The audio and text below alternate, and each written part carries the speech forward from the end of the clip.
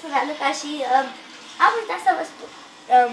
Numele este Ciocârlan, Cătălin, Raluca, de 2 ori și după aia Cătălin.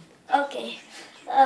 În video ăsta nu o să facem prea multe, fiindcă trebuie să ne ducem la culcare, fiindcă aici în Germania este, stai puțin, ora 9 și un pic. Și uitați, dacă vreți să vă cumpărați o tabletă Samsung, cum să intrați în ea? Hei, asta e setată așa. Uite, vreți să dați aici la magazin Play. Dacă vreți să vă facem magazin Play, știu să facem. La Google se face chestia asta. Ok, Da. acum nu mai vorbim despre tabletă. Haideți, întoarce camera iară la mine. Ok, acum o să vă arăt cum să faceți o rolă.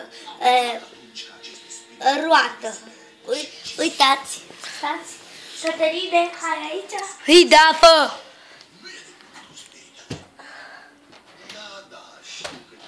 Eu nu știu așa bine, fiindcă Hai, pa! nu mă duc în